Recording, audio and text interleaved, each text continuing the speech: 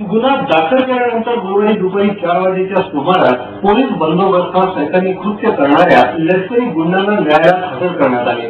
या सैतानांना बघण्यासाठी बघ्यांची मोठी गर्दी झाली, मात्र या जवानांच्या चेहऱ्यावर जराही लाज नसल्याचे प्रत्यक्षाला जाणवले।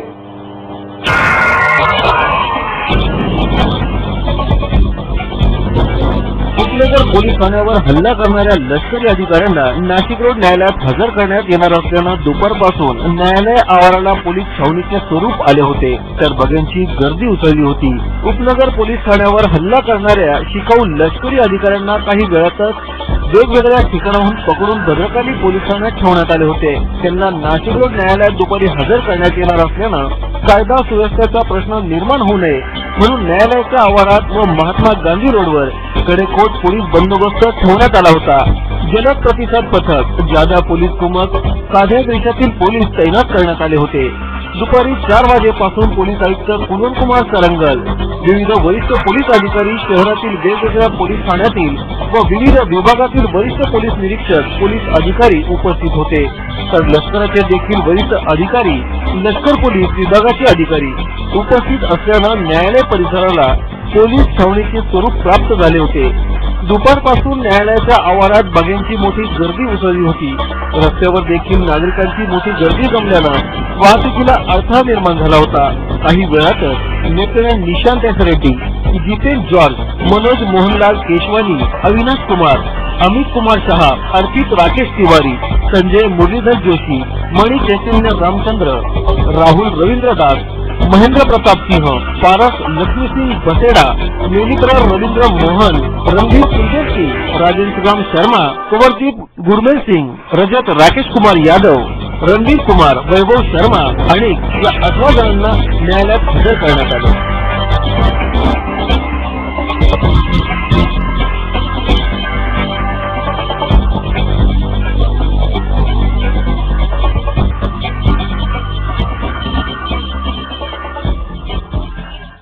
न्यायालयात हजर केल्यानंतर उपनगर पोलिसांनी 14 दिवसांचा पोलीस रिमांड मिळावा अशी मागणी माननीय न्यायालयात केली, मात्र आरोपीचे वकील काळे यांनी युक्तिवाद केल्यानं न्यायालयीन कोठडी मिळाली।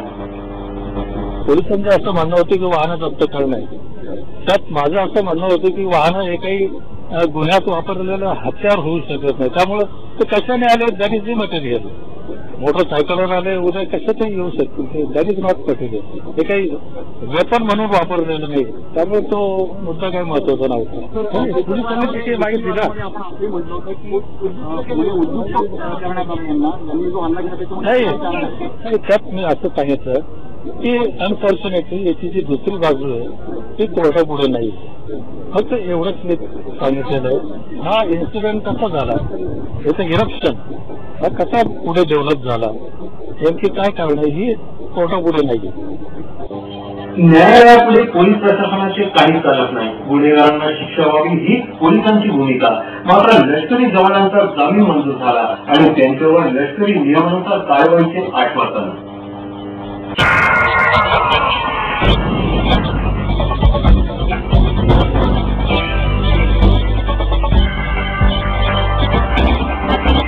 लष्करी जवानांचा जामीन मंजूर झाल्यानंतर प्रसार माध्यमांनी आपला मोर्चा वळविला, तो पोलीस आयुक्त कुंदन कुमार सरंगलकडे। तर खासगी मॅटर होता कोणी माणसाचा आणि त्यांच्यासोबत त्यांचे कोणी ऑफिसर आले होते, त्याच्या कुठल्याही खात्याची काही देणे घेणे नाही, त्यांचा प्युअरली प्रायव्हेट मॅटर होता। येऊन त्यांनी पोलीस स्टेशनचे जे दार आहे, सर्वांना माहित आहे पोलीस स्टेशन कसं आहे, त्याच्यासमोर गाडी लावली आणि रस्ता ब्लॉक झाला आणि आमच्या अधिकाऱ्यांनी सांगितले की तुम्ही आपला हे जे आहे गाडी बाजूला लावा, पार्किंगची जागा आहे, आणि त्यांनी त्याची हुज्जत घातली, हातापाई केली आणि म्हणून त्यांच्यावर कायदेशीर कार्यवाही करण्यात आली त्या रात्री। आणि इमिडिएटली मी आपला डीसीपी आणि एससीपी दोघांना तिथे पाठवले, तुम्ही जाऊन बघा काय प्रकार आहे। त्यांनी स्वतः चौकशी केली, पोलिसांकडून कुठल्याही प्रकारच्या त्यात तो नाही आहे, जी कायदेशीर प्युअरली कार्यवाही होती ती करण्यात आली। त्यानंतर जी पद्धत आहे, अधिकारी जे आहे त्यांना परत देण्यात आले आणि पुढच्या दिवशी अचानक दुपारी 1:30 वाजता 100-150 यांचे ऑफिसर झाले आणि त्यांनी येऊन पोलीस स्टेशनला तोडमोड केली। लेडी पोलीस जे आहे त्यांना मारहाण केली, आमचे रिक्रूट जेवण करीत होते त्यांना मारले, आणि एक आमचा जे ऑफिसर आहे हवालदार आहे तो सिरियस आहे, त्याला हेल्मेटने मारून त्याचे सर्व दात पडले होतात. आणि त्यानंतर आमची जी सिनियर पीआय आहे लेडी आहे तिला सुद्धा मारहाण केली आणि त्यांना रूम मध्ये बंद करून निघून गेले आणि त्यांना मी पकडले आणि त्यांच्या विरोधात काही जी कारवाई आहे ती चालू आहे. आमच्यातर्फे जी काही कारवाई आहे ती कायदेशीर आहे. कलम वगैरे नाही कलम बरोबर लागले, व्यवस्थित लागले.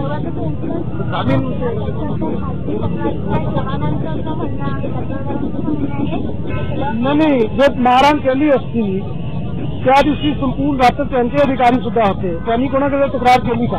असा काहीच प्रकार झालेला नाहीये, कोणी कोणाला मारहाण केलेली नाहीये आणि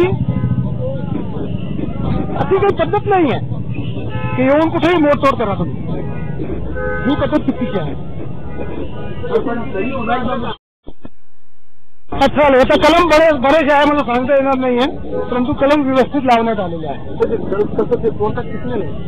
हे टिकण्याचे प्रश्न नाही, याचा काही निकाल नाही लागला गुन्ह्याचा, निकाल नंतर लागेल ज्यावेळी तो नाही त्याचं जामीनचा वेळ पोलिसांनी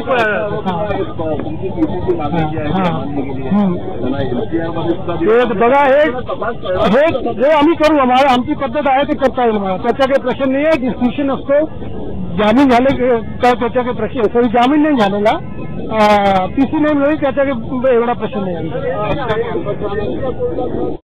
शेवटी अंतिम निर्णय तो अंतिम निर्णय. या निर्णयाचा आणि घटनेचा निषेध समाजस्तरातून देखील होत असून नाशिकवरील मनोहर कोल्हे यांनीही निषेध व्यक्त केला. परिसरामध्ये काल जी घटना घडली त्यामध्ये पोलीस हे जनतेचं कायमस्वरूपी नेहमी रात्रंदिवस करत असतात.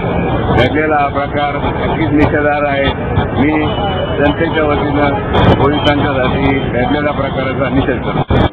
देशाची रक्षा करणाऱ्या जवानांच्या कर्तृत्वाला काळीमा फासण्याचं काम काही लष्करी शिकव अधिकाऱ्यांनी केले, मात्र दुसरीकडे ज्यांच्यामुळे जनसामान्यांना सुरक्षित आहे त्या पोलीस प्रशासनाला सहानुभूती देण्यासाठी नाशिककर वासियांनी पोलीस ठाण्यासह न्यायालय आवारातही हजेरी लावून आपल्यात मानसिक जिवंत असल्याचे दर्शन दिले.